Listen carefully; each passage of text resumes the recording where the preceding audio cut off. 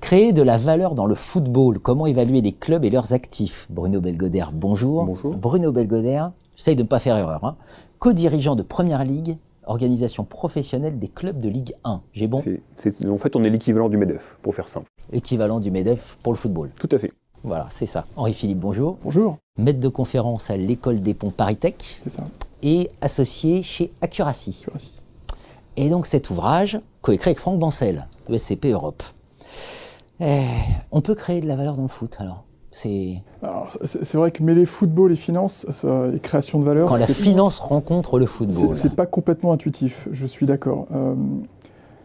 Les trois auteurs ont trois points de vue, trois partis pris différents. Donc Bruno est un spécialiste et un acteur du monde professionnel du football.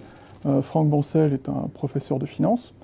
Pour ma part, mon métier, c'est plutôt de conseiller les entreprises, conseiller les dirigeants dans leurs décisions financières. Donc trois points de vue différents qui regardent le même objet. Le football, on en parle tous les jours, on regarde des matchs. On en parle aussi souvent de plus en plus d'un point de vue économique et financier. On voit des fonds d'investissement qui s'intéressent au football. On parle de droits télévisuels qui représentent plus d'1 milliard, 1,2 milliard pour les prochaines saisons. Donc on parle de montants qui commencent à être importants. C'est un univers économique qui se professionnalise et dans lesquels parfois on a l'impression, on a le sentiment que les décisions ne sont pas toujours rationnelles d'un point de vue économique et financier. Donc l'objet, c'était de regarder avec ce prisme-là, d'essayer de comprendre les mécanismes à l'œuvre. D'appliquer les outils aussi de la finance à la rationalité de l'investissement. Voilà. Et donc, qu'est-ce qu'on trouve en levier de création de valeur, voilà, pour créer Alors aujourd'hui, de la valeur. les principaux produits des clubs de football, c'est les droits audiovisuels, la billetterie et tout ce qui est merchandising. Tout ça autour de l'actif joueur star en fait. On est comme maintenant une économie d'entertainment. On a besoin de stars, comme les blockbusters ont besoin de stars pour se vendre. Nous, c'est pareil, on a besoin de stars. Et autour, on a la même économie, c'est-à-dire les droits audiovisuels. Historiquement, c'était les télés qu'on connaît tous qui nous diffusaient. Maintenant, on arrive avec des acteurs comme Amazon qui diffusent du football en Première Ligue, Facebook qui diffuse la Champions League en Asie. Donc une mutation des acteurs de l'audiovisuel, des recettes billetterie autour de stars ultra modernes. On a en France notamment, mais partout en Europe, des nouveaux stades qui se sont construits, tous connectés, Wi-Fi, 4G, demain 5G. Et puis tout ce qui est merchandising, peut-être que vous avez des enfants, je ne sais pas, mais tous nos enfants maintenant rêvent d'avoir le maillot de Mbappé, de Pogba. Et voilà, et c'est des maillots qu'on vend extrêmement bien. Donc en fait, on est devenu une économie d'entertainment, tout du moins pour les grosses franchises, les gros clubs. Et puis pour les clubs plus comment dirais-je, moins importants, qui sont plus dans l'économie locale, eux, ils sont beaucoup sur le trading joueur. Donc la vente de joueurs, la vente de talents aux plus gros clubs. Donc le centre de formation. Le centre de formation, très important. Repérer les talents et pouvoir les vendre à des plus gros clubs français ou européens, puisqu'on est devant un marché complètement mondialisé depuis le début des années 90, depuis ce qu'on appelle l'arrêt Bosman, en fait, qui a libéralisé le marché du travail. C'est-à-dire qu'un footballeur brésilien peut aller travailler n'importe où dans le monde, un footballeur anglais peut venir demain en France travailler. Il n'a pas besoin de parler de la langue ou d'avoir un diplôme, il faut du talent. Et ça, c'est très intéressant parce qu'on a une économie très locale, le Club de Lorient, qui finalement dans un environnement extrêmement international, sans pouvoir utiliser les leviers d'international. C'est-à-dire que j'ai une usine qui me coûte trop cher en France, je vais la délocaliser, c'est impossible. Lorient sera toujours à Lorient. Donc on a cette espèce d'ambivalence entre je suis quand même une activité très locale, face à un marché très international où le joueur, le salarié est roi, il part, il vient, il s'en va, selon ce qu'on va lui proposer comme salaire. Et puis, on a l'émergence de clubs qui commencent à être des marques extrêmement internationales, l'équivalent des grandes franchises nord-américaines.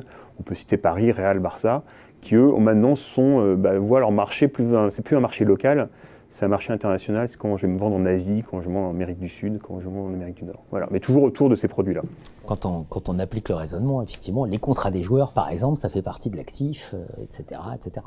Le football, c'est un des rares endroits où effectivement, vous avez un être vivant qui est activé au bilan de l'entreprise. Donc dans l'agriculture, ça arrive aussi, dans les parcs zoologiques, ça arrive aussi, et dans le football aussi. Voilà. Aucun rapport entre les trois, mais bon. Très segmenté quand même, parce on se doute qu'entre le top, voilà, au niveau de la Ligue 1, et ceux qui sont au bord de la descente, Ah, on est dans dans une industrie de clubs où c'est pas forcément les mêmes stratégies, les mêmes leviers de création de valeur, non? Et la performance financière, autant on arrive assez bien à faire un lien entre budget, taille du budget et performance sportive. Alors c'est peut-être un peu triste pour tous les amateurs de sport, mais il y a un lien qui est très net. Pour parler statistique, il y a une corrélation qui est extrêmement forte. La régression, elle marche très bien. S'agissant de la performance financière, là, c'est plus difficile. On est dans un univers où vous avez des acteurs qui ont une rationalité qui n'est pas forcément une rationalité économique et financière. Ou en tout cas, si vous considérez que la valeur, c'est un ensemble de cercles concentriques, la valeur du club, c'est une partie de la valeur. Ensuite, vous avez une valeur qui est une valeur pour celui qui détient le club.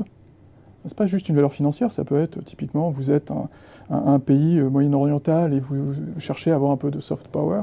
Via un club de football, c'est tout à fait possible. PSG, Qatar. Et puis, vous avez aussi une valeur encore plus large, qui est une valeur sociétale, parce que comme le disait Bruno à l'instant, vous avez un club qui est ancré dans une collectivité, dans une zone géographique, dans une métropole, apporte à cette métropole. Donc, il y a de nombreuses parties prenantes qui ont un intérêt, et on n'est pas juste dans la seule valeur financière. La valeur partenariale est aussi quelque chose qu'il faut mesurer, et qui est beaucoup plus difficile à mesurer que la simple valeur financière. C'est ça qui fait que les clubs de football sont si difficiles à évaluer. Un des grands intérêts de l'ouvrage, c'est d'appliquer les outils de la finance à la question de la création de valeur dans le football. Et en bon financier, vous allez jusqu'à envisager la faillite. Donc sans dévoiler trop l'ouvrage, mais vous proposez des scénarios et vous dites faire des choix stratégiques aussi, ça suppose de faire un pari sur la probabilité qu'un scénario plutôt qu'un autre se réalise. Alors, on a tracé effectivement plusieurs scénarios possibles. Alors le scénario de faillite, je ne pense pas qu'il soit le plus probable. Il est mentionné. Et mon camarade de droite risque de m'écharper si jamais j'appuie trop. Civilisé. Mais effectivement, le football a devant lui, en France en tout cas, de belles perspectives liées au droit audiovisuel qui ont très fortement progressé. Donc ça, c'est bien. En revanche, il y a des difficultés qui peuvent survenir, c'est que le football est en concurrence avec, en tout cas en France, avec d'autres ligues. Le téléspectateur, il va regarder aussi Première Ligue, il va regarder peut-être le football espagnol, peut-être le football allemand. Le spectateur, il va aussi peut-être regarder d'autres sports. Donc je suis en concurrence également avec d'autres sports. Le spectateur, il va aussi regarder peut-être des séries télé. Donc je suis aussi en concurrence avec Netflix. Et puis un point aussi qu'on oublie parfois, c'est que si on veut vendre les droits de Première Ligue en Chine, les matchs à 20h30, ça va être compliqué en direct.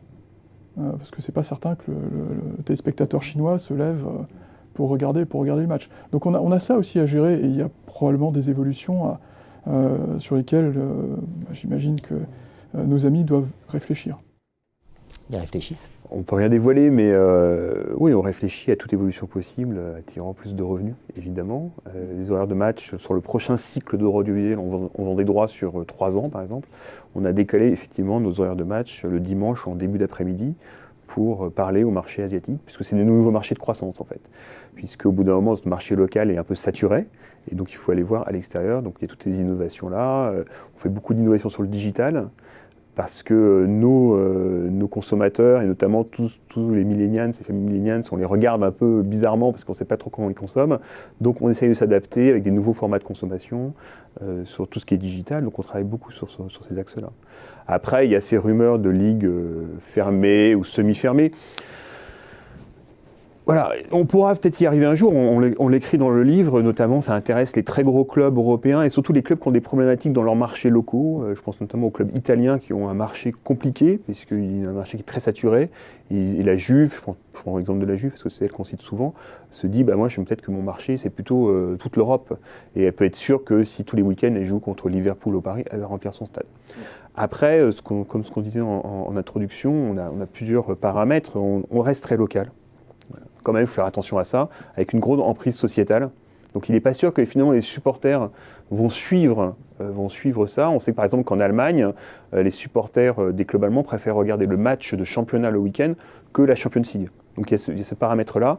Après, on a eu plusieurs aussi, dans le passé, expériences qui n'étaient pas forcément très bonnes sur le fait de resserrer beaucoup. Il y a moins de suspense, et comme ce que disait Henri, on a beaucoup de concurrence, on a Netflix, on a Amazon, etc.